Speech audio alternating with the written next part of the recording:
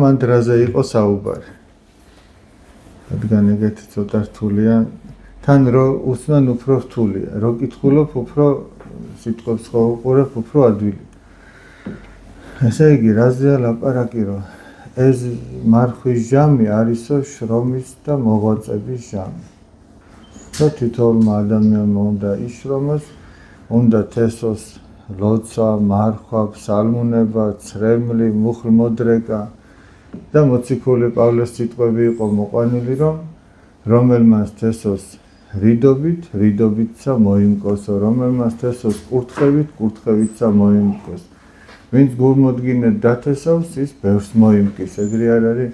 ვინც სიზარმაცით და უდებებით დათესავს, ის შესაბამისათაც ესე მოიმკის და ამაზე იყო საუბარი, რომ აი მაგალითად და მაგალითები იყო მოყვანილი, რომ ხორციელად მშრომელი ადამიანი რომ გადის თავის ბაღში თუ ბოსტანში თუ ვენახში და რო შრომობს, აი როგორ გულმოდგინედ შრომობს იმისათვის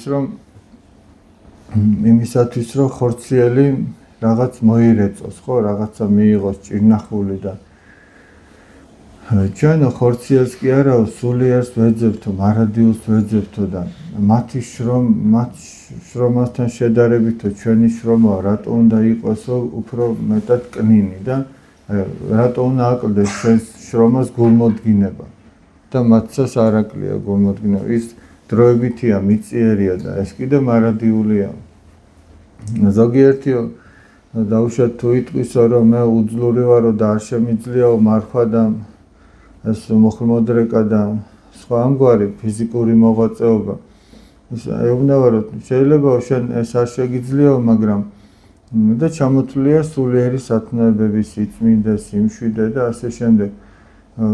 ცრემლი, ლოცა და ის თუ არ შეგიძლიაო, ეს ხო შეგიძლიაო, ეს გააკეთეო და ცხონდებიო, იმიტომ რომ ღმერთი შენგან ხო არ მოელის იმას, რაც შენ არ შეგიძლია. ზოგიერთი ამბობს, რომ მე დავეციო და ვერ ვდგებიო და ნახე იქ როგორ იყო ნათქვამი, რომ შენ მხოლოდ მოინდომეო. თუ დააკვირდით, შენ მხოლოდ მოინდომეო და წამოგაყენებსო უფალია. რა ვინც დაეცემაო, არ დგებაო, ეხლა ხორციელად რო შეხედო, ვინც წაიქცევა, წაქცეული რჩება, ხო უნდა წამოდგეს, ხო უნდა ეცადოს. თვითონ ხო უნდა უნდოდეს, რომ წამოდგეს, რომც არ შეეძლოს წამოდგომა. სურვილი ხო უნდა გაგაჩნდეს, რომ წამოდგე და ჯერ თავარი სურვილია. აი დღეს მეუფეც ამბობდა ქადაგებაში, რომ ესე იგი, როდესაც ადამიანი ეცემა რაღაცა ცოდვაშია, სამი რამ არის, ესე იგი, ეს პროცესია მოკლედ. ერთი რომ აღიაროს თავისი ცოდვა, მეორე რომ მიატოვოს ეს ცოდვა და მესამე რომ შეცვალოს თავისი ცხოვრების წესი. აი რაღაცა ეტაპია, ერთი არის რომ ცოდავს, სანამ ამ სამს შევეხებით, არის ცოდავს და არ ნანობს ამას, მაგრამ აი უძღების შვილის შემთხვევაში როგორ იყო ნახეთ, ხომ ცოდავდა და დადგა დრო, როდესაც მან გააცნობიერა, რომ ძალიან ცუდ დღეში იყო და პირველი რა თქვა, წავალ და ვეთყვი მამაჩემს, რომ მამა ვწოდე, ცად მიმართა წინაშე შენსა. აი ეს არის პირველი, აღიარო ეს, მიატოვო შენი ცოდვა და შეიცვალო ცხოვრების წესი. თუ აღიარებ და არ ცდილობ, რომ მიატოვო და შეიცვალო ცხოვრების წესი, მაშინ იმ აღიარებას, აი თუ შინაგანად ეს გაქვს დაუშვათ, აი ჩაფიქრებული, რომ კი ბატონო, აღიარო, მაგრამ ცხოვრების წესი არ შეიცვალო. მაშინ რა აზრი აქვს? აი რამდენჯერ ყოფილა ხოლმე სამწუხაროდ, რომ აი ადამიანები, ეხლა თქვენ სიმრავლე უფრო არის ვიდრე სხვა დროს ხოლმე და დიდ მარხვას ახლავს ეს. აი ადამიანები უფრო მეტად მოდიან, აღსარებას ამბობენ, ეზიარებიან და დგება აღდგომის დღესასწაული. და აღდგომის დღესასწაული ჩაივლის თუ არა, ისინი, ვინც მარხვაში მოვიდნენ, მერე აღარ ჩანან. ხდება ეს. და მე უბრალოდ შინაგანი დამოკიდებულება მათი არ ვიცი აი როგორი შეიძლება იყოს რომ ჩვენ როდესაც ვიცით რომ მთელი წელი შემდეგ უკვე აღარ უნდა ვიცხოვროთ ქრისტიანული ცხოვრების წესით უკვე ეს გვაქვს გადაწყვეტილი აი რამდენად ეს სწორი ხედვა არის როგორც ქრისტიანის და ეს არ არის სწორი ხედვა ახლა ჩვენ შეიძლება ვთქვათ რომ ქრისტიანულ ცხოვრებას ვაგრძელებთ სახლში დაუშვათ ვულობთ მარხულობთ მაგრამ ქრისტიანული ცხოვრება აღსარების გარეშე შეუძლებელია ქრისტიანული ცხოვრება ზიარების გარეშე შეუძლებელია სახარება რომ იკითხო აი ახალი აღთქმა წაიკითხო ყოველდღიურად და როგორც დილასაც ვამბობდით წმინდა მამათა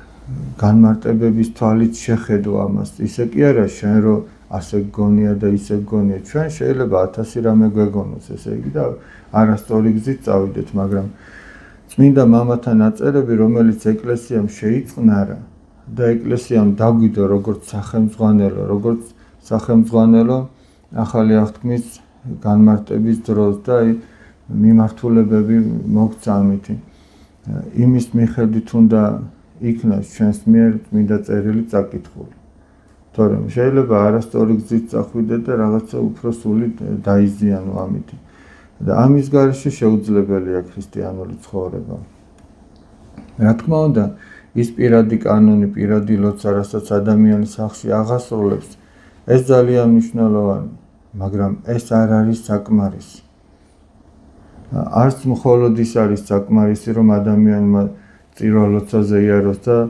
სახლში არ ილოცოს დაუშვათ ეს ორივე საზოგადო და კერძო ეს ღვთისმსახურება ორივე საჭიროა ორივე ერთ-ერთი წმინდა მამა ამას ადარებდა აი ეს არის ორი თვალიო ადამიანისა სულიერი თვალი რა თქმა უნდა თუ მხოლოდ სახლში ლოცულობსო და ტაძარში არ დადის ის ერთი თვალით არის ბრმაო თუ მხოლოდ ტაძარში დადის და სახლში არ ლოცულობს ესეთებიც არიან ტაძარში კი მოდიან მაგრამ სახლში არ ლოცულობენ სახარებას არ კითხულობენ ეს მეორე თვალით არის ბრმა და თუ არც ერთს არ აკეთებს მაშინ ის სრულიად უსინათლო გამოდის ან სულიერად ის ვერ გაარჩევს მოვლენებს ვერ აღიქვამს ისე როგორც საჭიროა და შესაბამისად ვერც ცხოვრების წესს ვერ შეიცვლის ვერ გამოასწორებს დილას იმასაც ამბობდა მეუფე რომ აი წმინდა ისააკასურის სიტყვები მოიყვანა რომ საკუთარი თავის მხედველიო ან საკუთარ თავს ვინც გააცნობიერებს აი შინაგანი რომ გაიცნობ შიგნით როგორი ხარ საკუთარი თავის მხედველიო უფრო მეტია ვიდრე ის ვინც ანგელოზებს ესაუბრება აი შეიძლება სიმაღლეს მიაღწიო რომ ანგელოზებს ესაუბრები მაგრამ ის უფრო მეტია აი როგორც ეს წმინდა მამა ამბობს რომ შენს თავს იცნობ შიგნით როგორი ხარ იმიტომ რომ თუ არ იცნობ მაშინ როგორ შეგიძლია რომ რა უნდა შეინანო თუ არ იცნობ და როგორ გაიცნობ თუ ამაზე არ შრომობ არ მუშაობ ამაზე ახლა მაგალითად აი ადამიანს რაღაც აწუხებს და ხო არის რომ 1000 გვარი გამოკვლევა არსებობს ანალიზები არსებობს 1000 გვარი ახალი ტექნოლოგიებია რომ ადამიანს შიგნით რა აწუხებს ხორციელი გაგებით ვამბობ რომ გაიგო რა ჭირს და ესეთი მექანიზმები სულიერადაც არსებობს ესე იგი რომ დააკვირდე შენს თავს და წმინდა მამათა ნაწერების მიერ გაიგო შენ შიგნით რა გაწუხებს რა გიჭირს შეიძლება რაღაცა სწორად აკეთებ და ესეც არიცი და გონია რომ არასწორად აკეთებ ზოგჯერ ესეც ხდება რომ ადამიანს გონია რომ ყველაფერი ცოდვაა და თუ ყველაფერი ცოდვაა მაშინ ესე იგი ყველაფრის უფლება აქვს ადამიანს ეგ ლოგიკურად ეგრე გამოდის ეს რო ამბობს ესე იგი ესეთი წიგნი არის მკვდარი სახლის ჩანაწერები თეოდორ დოსტოევსკისა და იქ ამბობს რომ ყველაფერი აკრძალული იყო და რადგან ყველაფერი აკრძალული იყო ესე იგი ყველაფერი ნებადართული იყო სხვანაირად არ გამოდის სხვა ლოგიკა არ არის მაგრამ თუ იცი ადამიანმა რა არის ღვთის წინაშე სწორი და რა არ არის სწორი მაგ დროს უკვე სწორად აღიქვავს შენს თავს, რა. იმიტომ რომ შეიძლება ზოგჯერ სწორ ნაბიჯს გამდა, ისიც კი გთრგუნავს, ესე იგი, რომ აი ისიც არასწორად გავაკეთე, მაგრამ იქ უნდა იცოდე, რომ ის შენ სწორად გააკეთე. ესეც რაღაც სიმტკიცისთვის საჭირო, რომ ეს ესე იყოს სწორი და მადლობა ღმერთო, რომ ეს ნაბიჯი სწორად გადამადგმევინა, მაგრამ ის რაც არასწორია, ისიც უნდა აღმოაჩინო რა არის არასწორი. იმიტომაც აი სახარებისეულად უნდა შეხედო შენს თავს, წმინდა მამათა ნაწერების მიხედვით უნდა შევხედო ჩვენს თავს და გავიგოთ ჩვენ რას როგორ ვაკეთებთ. და მე იმის გამო სინანული გქონდეს, რასაც ვერ ვაკეთებთ სწორად. და თუ ადამიანი საკუთარ ცოდვას ნანობს, ესე იგი, და საკუთარ თავს იცნობს, აღმოაჩენს, რომ ცოდვასთან გამკლავება ეგრე ადვილიც არ არის. და ცოდვასთან გამკლავება არის ძალიან რთული პროცესი, ესე იგი, აი ბრძოლა, ამას საეკლესიო ენაზე წმინდა მამათა ასკეტურ ლიტერატურაში ამას სულიერი ბრძოლა ეწოდება. და ბრძოლა ახლა იოლი როგორ შეიძლება რომ იყოს. და თითოეულ ადამიანს აქვს რაღაცა თავისი საბრძოლველი. ზოგს ასეთი, ზოგს ისეთი, ზოგს ეს უნება ებრძვის, ზოგს ის უნება, ყველას ერთნაირი არ აქვს, რა თქმა უნდა. არც ყველას ერთნაირი სიმძლავრით აქვს ეს ბრძოლა და ამიტომ აი ადამიანი რომ აღმოაჩენს, რომ რთულია ამ ნებებთან ბრძოლა, ადამიანი იმასაც აღმოაჩენს, რომ სხვა ადამიანი რომ სწოდავს, მასაც ასეთი ბრძოლა აქვს. და ეგრე იოლად ვეღარ განიკითხავს. და უფრო მეტად მიმტევებელი იქნება იმ ადამიანის მიმართ.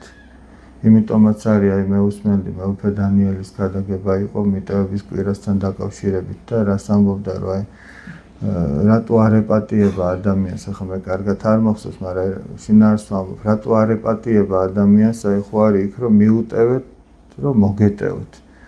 მე თუ სხვას არ მიუტევებ ცოდვას, ესე იგი ნიშნავს, რომ მე ვერ ვაცნობიერებ იმ სიმძიმეს, იმ ბრძოლას, რასაც ის ადამიანი გადის, როდესაც ცოდავდა. რატო ვერ ვაცნობიერებ? იმიტომ რომ ვერც ჩემი გამიცნობიერებია და იმიტომ. მე რო ვიცოდე რა სულიერი ბრძოლა მაქვს და როგორი მძიმეა ეს ბრძოლა, მაშინ მე მის მიმართ უფრო თანაგრძნობა გამიჩნდებოდა. მაგრამ თუ ის არასოდეს არ განმიცდია, ესე იგი, რას გძნობს სხვა, მაშინ ვერც პატიობ და თუ ესე იგი მე არ ვპატიობ, ესე იგი ეგ ნიშნავს იმას, რომ მე ჩემს თავს არ ვიცნობ და არც ჩემს ცოდვებს არ ვნანობ. და ამიტომაც აი რომ მეც არ მეპატიებ და სხვაგანაც იყო ერთ-ერთი წმინდა მამა ამბობს, რომ ნიშანი იმისა, რომ მე ჩემს ცოდვებს არ ვნანობ, არის ის, რომ მე უკვე სხვის ცოდვებს განვიკითხავ. ახლა ის სიტყვაზე ადამიანი რომ იხრჩობა, დაუშვათ აი თავისი თავი გასჭირებია და თუ რა არ იცის და ჩავარდა და იხრჩობა. ახლა იმას აინტერესებს იქ სანაპიროზე ვინ რას ცოდავს და ვიღაც ვით სიტყვებს ამბობს, ეგ აინტერესებს და მაგაზე დაიწყებს ფიქს და განკითხვას, ხო არ დაიწყებს, როცა ადამიანი გძნობს, რომ თვითონ იღუპება, უკვე აღასწალია სხვისთვის. და როცა კი მოიცალა სხვისთვის, სხვებს ათვალიერებს, ეგ იმის ნიშანია, რომ თავის თავს უკვე ის აღარ უყურებს. და თუ არ უყურებს, ვერც შეიცნობს. და თუ არ შეიცნობს, არც ის არ ეცოდინება, რა უნდა შეინანოს. და თუ არ ნანობს კიდე, აბა მაშინ ქრისტიანობა რაღაცა არის. სინანულის გარეშე ქრისტიანობა არ არსებობს. იმიტომაც უფალი რომ მოვიდა, პირველი ეს თქვა, ჯერ წმინდა იოანე ნათლისმცემელმაც და თავად უფალმაც რომ შეინანეთ, რამე თუ მოახლოებულია სასუფეველი ცათა და ამიტომაც აი მარხვა არ არის მარტო რაღაცა საკვები რომ მოიკლო. წმინდა პაისი ათონელი ეუბნეოდა ერთ-ერთ იმას, რომ მაშინო ეგრეო ძროხაო ყველაზე მეტი მარხველი გამოდისო, საერთოდ ბალახს ჭამს ის და მაგრამ ადამიანი სხვა არ არის მარტო რაღაცა ჭამოს და რაღაცა არ ჭამოს. აი რამდენჯერ ყოფილა ხა ჩვენს თავს შევხედოთ, რომ აი იმ დღეს ბავშვებს ვესაუბრებოდი. ესე იგი პირით შემავალი კი არ შეაგინებს კაცო, მაცხოვარი ესე ამბობს. არამედ პირიდან გამომავალი. იმიტომ რაც პირიდან გამოდის, ადამიანის გულიდან გამოდისო და ეს შებილწავს კაცს. და გულიდან რა გამოდის? გულის თქმა უამრავი ცოდვა, ერთმანეთის განკითხვა. დღეს ხო რაღაცა არ ვიცი, ყველა ერთმანეთს განვიკითხავთ, ესე იგი. ყველა არ არსებობს რაღაცა დღე გავიდეს და უამრავი განკითხვა არ იყოს ერთმანეთზე საუბარი. და რის ნიშანი, იმიტომ ჩვენ ცოდვებზე არ ვფიქრობთ. როგორ იყო არსენი დიდის ცხოვრებაში, რომ არსენი მოშორდიო ადამიანებსო და ცხონდებიო. არსენი დიდის ცხოვრება, საოცარი ცხოვრებაა ეს და ადამიანი ახლა ერთში მყოფი ადამიანი შეიძლება ესე ვერ მოშორდეს, მონაზონივით, განმარტოებით ვერ იცხოვროს, მაგრამ იქ სადაც შესაძლებელია რომ განმარტოებით და მყუდროთ იყოს, ეს უნდა ერჩივნოს. ვიდრე გაჯდეს და თან სადაც იცის რომ ერთხელ და ორჯერ და 100-ჯერ ერთი და იგივე ულაპარაკია და კიდე ის ლაპარაკები მოყვება, კიდე ის განკითხვა, კიდე ის სულის დამძიმება მოყვება. წმინდა მამა იოანესინელი თუ არა ვცდები ის ამბობს რომ როდესაც შემოდი არიან. როდესაც შენთან ერთად სხვას განიკითხავენო შენ ერთი პირველი ის რა თქმა უნდა არ უნდა ჩაება საუბარშიდან. მეორე ის რომ თავი დახარეო რომ მიახვედრო რომ შენ ემიჯნები ამ საუბარს და შენ გადარჩები ამისგან და თუ ისიც კეთილგონიერია, მაშინ ისიც შეწყვეტ საუბარს. აი უთქვამთ ხოლმე რომ ჩემთან ერთად თუ განიკითხავენო ადამიანსო და თითქოს უნდა თუ აი მეც განვიკითხო, მეც ხარი აუბა და თუ ხარს არ აუბამ, თითქოს შეურაცხყოფილი რჩებიან რომ შენ რატო არ ამბობ იმაზე. იგი უნდა რომ შენც გაგსვაროს, ესე იგი რომ თვითონ უფრო კიდე არ ხეინად კიდევ მეტად განიკითხოს. ამიტომ ჯობია რომ თავი დახარო, თქვა რომ როგორც წმინდა მამა ამბობს, მე უფრო მეტად ცოდვილი ვარ და სხვებზე როგორ ვილაპარაკო.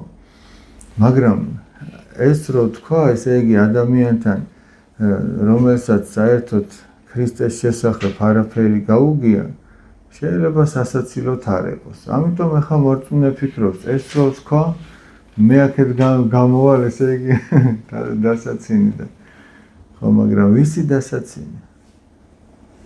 ვისი დასაცინი? აი რატო უნდა მოქმედებდეს ჩვენზე რატო უნდა მოქმედებდეს იმ ადამიანთა აზრი, ვინც ქრისტეს ერთგული არ არის. ჩვენ მათ რა თქმა უნდა არ უნდა ვაძლევდეთ საბაბს იმისა რომ დაუშვათ აი არ უნდა დავაბრკოლოთ ჩვენი საქციელით. რამდენჯერ ყოფილა რომ უთქვამს ადამიანს, აი არაეკლესიურ ადამიანს, რომ ჩვენზე უთქვამს, რომ აი აბა ეგ თუ ეკლესიური ადამიანია, რაღაცა თითქოს წოდებს ნანობენ, მერე უარეს აკეთებენ. ეს ჩვენი ბრალიც არის. ერთი მხრივ ჩვენი ბრალია, თლად ჩვენი ბრალი არ არის, იმიტომ რომ ისინი ვერ აღიქვამენ ამას სწორად. და რატო არ აღიქვამენ ამასაც ვიტყვი, მაგრამ მეორე მხრივ ესე იგი ჩვენ მათი აზრი უნდა გვაინტერესებდეს იმდენად, რამდენადაც მათთვის უნდა გვინდოდეს სარგებლის მოტანა.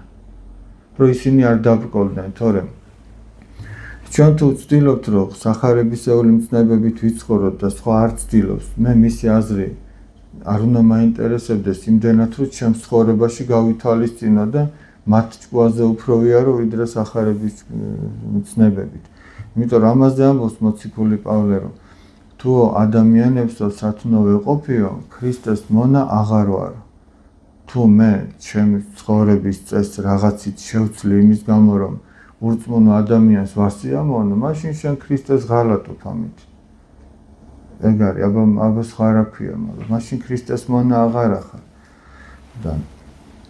მაგრამ მეორე მხრივ იმისათვის, რომ არ დააბრკოლო ადამიანი, რა თქმა უნდა, ადამიანთა წინაშეც სწორად უნდა აკეთებდე, მაგრამ პირველ რიგში სინდისის და ღვთის წინაშე უნდა აკეთებდეს ადამიანი სწორად, ესე იგი.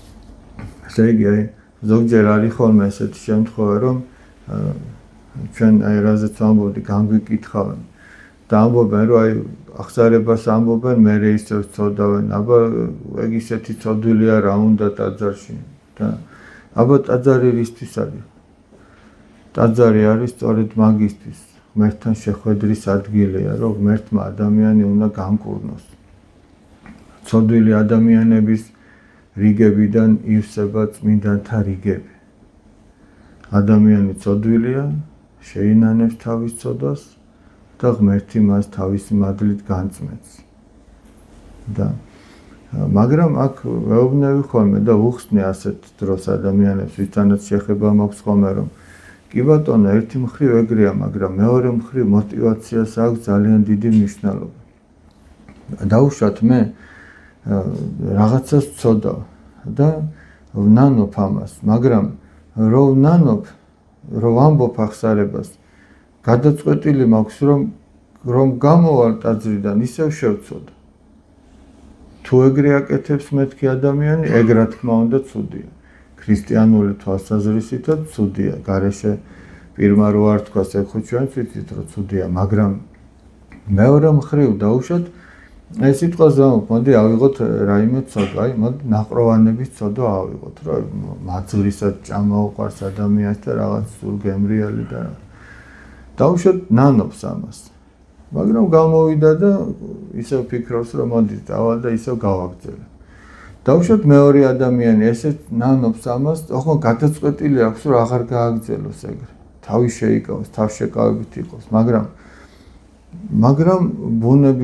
ბუნებას ძლევს თავის ეს დაცემული ბუნება და მიდრეკილება ამ ცოდვისადმი და მაინც ჭამს და ახლა ჩვენ ხედავთ ორ ადამიანს რომელიც ორივე ცოდვაში ვარდება ორივე ნაყროვანების ცოდვაში ორივე მრისხანების ორივე სიძუნწის თუ განკითხვის თუ რაღაცა უწმინდურ ცოდვაში ორივე ვარდება მაგრამ ერთის მიზანი იყო რომ ეს კვლავ გაეგრძელებინა და მეორესი რომ აღარასოდეს ჩაედინა ხო და აი იმაზე რომელიც ამბობს რომ აღარასოდეს ჩაიდენს და ამისთვის იბრძვის წმინდა ეგნატე ბრიანჩანინოვი ამბობს რომ ეს არ ღალატობს ქრისტეს და ის ღალატობს ქრისტეს მაგრამ გარეგნულად ორივე ერთნაირად ჩანს ამიტომ არა ეკლესიური ადამიანი ვერ არჩევს ახლა ერთსაც ესე უყურებს მეორესაც იმიტომ რომ ორივე სწოდავს მაგრამ შინაგანად რომ ის ქრისტეს ერთგულია მაგას ვერ ხედავს ეს არის კიდე ამიტომაც არის და ხაბა ადამიანი ჩაუკვირდება მიხვდება და მეორეა კიდე რა პირობებში გაიზარდა ვინ სად გაიზარდა როგორ რა გამოიარა ვიღაცის პატარა ცოდვა შეიძლება ვიღაცის დიდ ცოდვაზე უფრო მეტი იყოს ვიღაცის პატარა სათნოება ვიღაცის დიდ სათნოებაზე უფრო მეტი შეიძლება იყოს ვიღაც რომ შეიძლება მთელი დღე ფეხზე დგას და ისე ლოცულობს შეიძლება ამაზე მეტი იყოს ვიღაც რო ზის და ისე ლოცულობს ანუ გარეგნულებით ვერ შეაფასებ ღმერთი ხო ადამიანის გულს უყურებს არა ესე არ არის გარეგნული ზოგი განგებ ფარავს თავის სიკეთეს აი ხა ქრისტიანების თვისება ერთ-ერთი ეგ არის როგორც უფალი ასწავლის რომ შენმა მარცხენამ არ უნდა იცოდეს შენი მარჯვენა რას აკეთებს ეხლა ჩვენ თუ ჩვენი ხელით თუ ღმერთი რამე სიკეთეს აკეთებს ჩვენ არა გვაქვს იმისი უფლება რომ სულიერად არა გვაქვს იმის უფლება გამოვიდე და ვთქვათ რა იცი მე ამას ვაკეთებ მე იმას ვაკეთებ მე იმას თუ ვინმე მადლიერია თქვას მან თვითონ რომ ვიღაცამ ეს გაუკეთა მაგრამ თვითონ ამ კეთებას არ აქვს ამისი იმიტომ რომ ამითი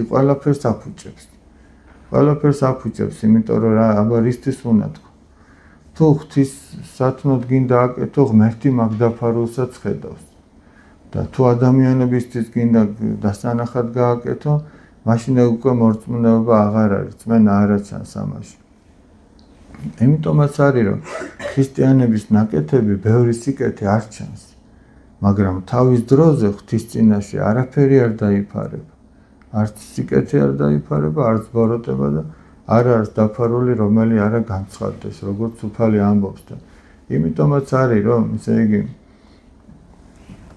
საჭიროა ისიც რომ ღვთის წინაშე უნდა წარდგეს ადამიანი ღმერთმა ტყუილად კი არ ღვთის განგებულება ტყუილად კი არ არის ეგრე რომ არსებობს საშინელი სამსჯავრო განკითხვის დღე არსებობს და თითოეული ადამიანი უნდა ფიქრობდეს ამ განკითხვის დღეზე, რომ ღვთის წინაშე რომ წარსდგება და ყველას თვალწინ ცხადი გახდება თითოეული ცოდვა ადამიანის, იქ რომ ამდენად შერწყება.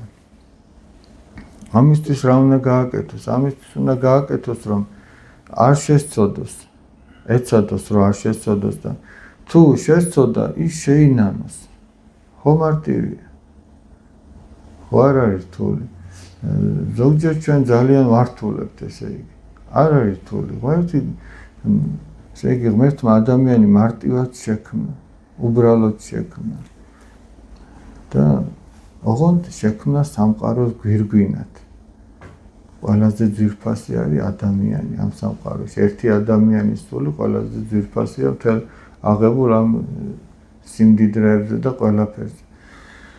ამიტომ ადამიანს, როგორც წმინდა გაბრიელ ეპისკოპოსი ამბობს, ერთგვარი თავმოყარეობა უნდა ჰქონდეს.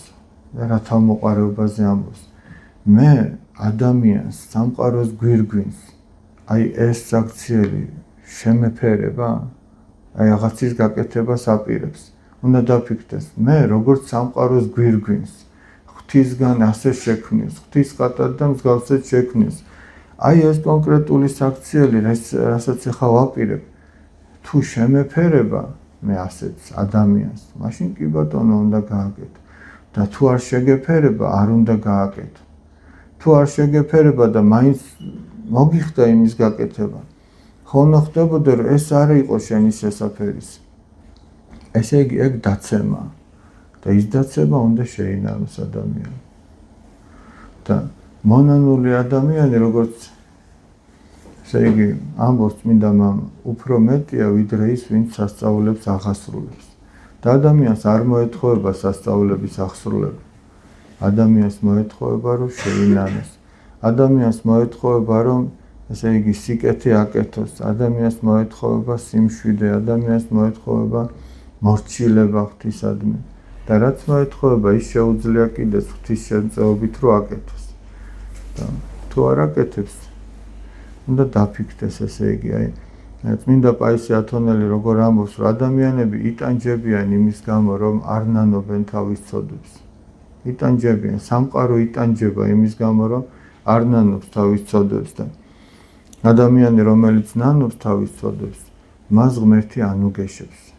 ესეც ნეტარებაშია, რომ ნეტარიყვნენ გლოვარენი გულითა, რამე თუ იგინი ნუგეშინის ცემულ იქმნე. ესე იგი, ვინც ნანობს თავის ცოდვებს, ღმერთი ანუგეშებს მას. მე ხო ყოფილა, აი ურწმუნოს თვალით რო შევხედოთ, აი დავუშვათ არა აქვს შეხება. მოძღვარი არ ყავს, აძართან არ აქვს შეხება, მაგრამ რაღაცა უჭირს შიგნიდან და აი უნდა რომ ვიღაცას უთხრას, მოუყვეს. და ვიღაცას რომ მოუყვება და ის რომ თანაუგზნობს, ესეც კი უკვე რაღაცა ნუგეშს პოულობს. მაგრამ სად ადამიანი რომ განუგეშებს და სად სამყაროს შემოქმედი რომ განუგეშებს. და როდის განუგეშებს? მაშინ როდესაც შენ ნანობ ღვთის წინაშე ცოდებს, გულწრფელად ნანობ. აი დღეს ანდრია კრიტელის კანონში თუ უსმენთ, ასე იგი, მეზერე გამართლდა, მეძავი გამართლდა, მაგრამ ფარისეველი დაისაჯა. იმიტომ რომ ერთი ამბობდა ღმერთო შემიწყალეო, მეორე ღმერთო მილხინეო და მესამე კიდე მზაუბრობით ამბობდა რომ გმადლობ ღმერთო რომ არა ვარ ალბათ ესენი არიან. და კიდე სხვა ამგვარ რაღაცებს ამბობდა, როგორც მინდა ანდრია კრიტელი ამბობდა. ისინი სინანულით გამართლდნენ და ეს იმის გამო დაისაჯა, რომ სხვაზე უკეთესი ეგონა თავისი თავი. და როგორი ცოდვილიც არ უნდა იყოს ადამიანი, თუ ის მოხდა მასში, რაზეც თავში ვთქვით, მეუფე ანდრია ამბობდა მეთქი, რომ ესე იგი, ჯერ აღიაროს, მიატოვოს თავისი ცოდვა და შეიცვალოს ცხოვრების წესი, თუ ეს მოხდა, მაშინ როგორი ცოდვილიც არ უნდა იყოს, ის გადარჩება, ის ცხონდება.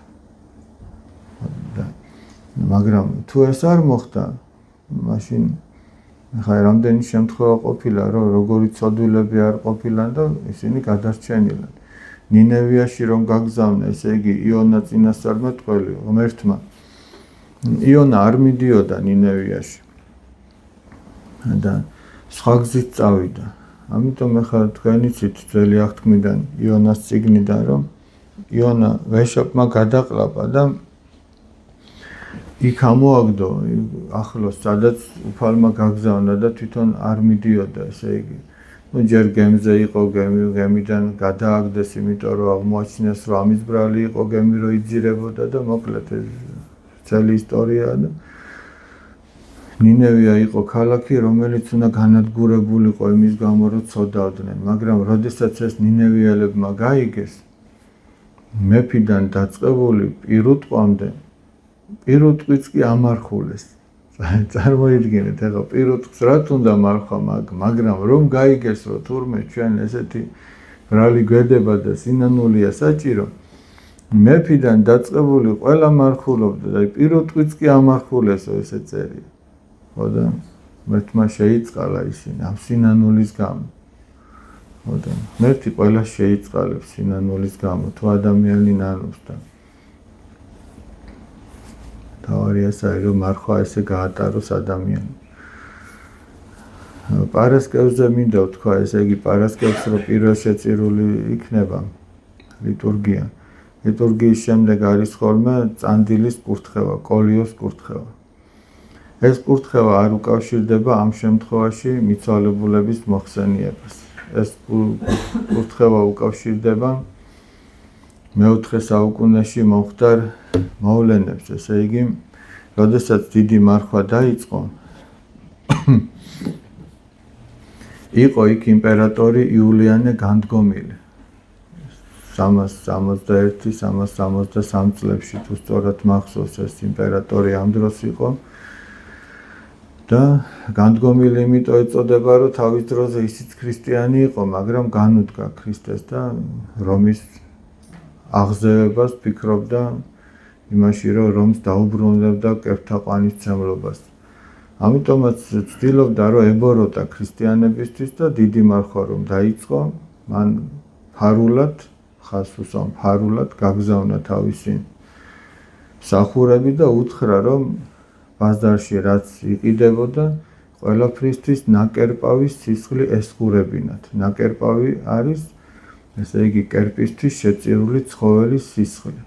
და ეს ქრისტიანებისთვის რა თქმა უნდა მიუღებელი იყო და იმისათვის რომ კერპისთვის სხერფლი არ შეეწირათ ქრისტიანები სიცოცხლეს წირავდნენ და ეს ფარულად გააკეთა ფიქრობდა რომ დაარღვევინებდა მარხვას და ერთ-ერთ მღვდელმთავარს გამოეცხადა უკვე კარგა ხნის წინ 50 წელზე მეტი იყო გასული მოწამეობრივად აღსრულებული თეოდორე ტირონი გამოეცხადა და უთხრა აუწყა იულიანე განდგომილის ეს მზაკრული ჩანაფიქრი და უბრძანა რომ ესე იგი ქრისტიანებისთვის გამოეცხადებინა რომ მოეხარშათ მხოლოდ ხორბალი თაფლთან ერთად და ეს ქონოდათ პირველ კვირაში ქრისტიანებს საკვებად და ამითი გადარჩენილიყვნენ იმ უნებლიეთ დარღვევისაგან მარხვის და მის აღსანიშნავად აღესრულება ხოლმე წმინდა თეოდორე ტირონის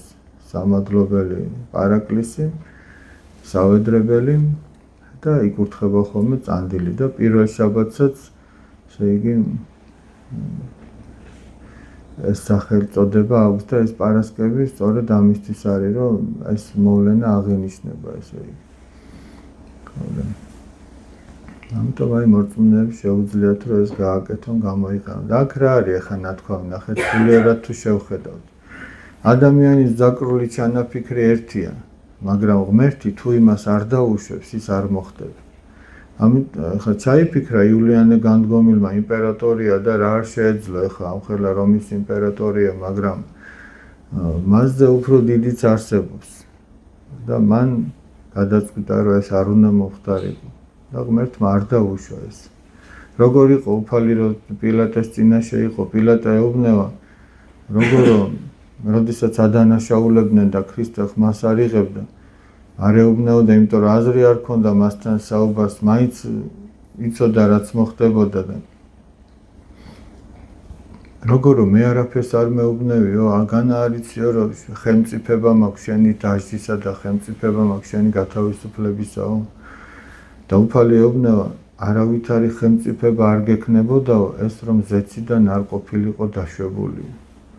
ხო და აი თითოეული ჩვენთაგანიც ესე იგი ამას რატო ვამბობ რომ აი მარხვაში რაღაცა განსაცდელი მოდის, რაღაცა არის უსიამოვნო შემთხვევა. ჩვენ თუ რწმენით შევხედავთ და ვიტყვით რომ იყოს უფალო ნება-შენი, შენს გარეშე ეს არ დაეშვებოდა. შეუძლებელია. ღმერთს რომ არ დაეშვა ეს, იქ რომ არ გადაწყვეტილიყო ჯერ ზეცაში რომ ეს დაშვებულიყო, მაშინ არ დაეშვებოდა. ჩვენ ადამიანებს განვიკითხავთ, მათ ვადანაშაულებთ რაღაცა გარემო პირობებს, რაღაც მოვლენებს, ამითი ადამიანი იღლება, მაგრამ თუ ერთადერთი იმას მიაღწია თითოეულმა ჩვენგანმა რომ თქვას რომ ეს ღვთისგან დაეშვა. ჩემზე შეუძლებელია ეს დაშვებულიყო რომ მას არ დაეშვა. მაშინ იფიქრებს იმაზე რომ სხვა კი აღარ განიკითხოს, არამედ დაფიქრდება რომ რატო დაეშვა ეს ჩემზე. იქნებ რამეს ვერ ვაკეთებ ისე, როგორც საჭიროა. და ნელ-ნელა შეიძლება ადამიანის სინანულისკენ წავიდეს.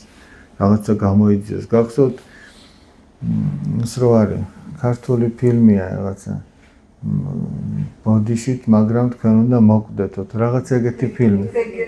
ხო, თქვენგელი სიკვდილი. და ამ კაცს თუ ხას აღარ მოხსოვს, რაღაცა ბლოკნოტი თუ რეული ჩაუვარდება ხელში და წერია რომ აი მისამართები და სახელები და გვარები რომ ეს კაცი ასე და ასე უნდა მოკვდეს. ის ასე უნდა მოკვდეს, ეს ასე უნდა. ხო და მიდის და ეუბნება და ხო და საინტერესო რა არის რომ ხო მოისმეს და და იწყებენ ფიქრს. ნეტა რატო უნდა მოკვდე ესე? აი ის კი ჩავიდინე, ის კი ნეტა იმის გამო.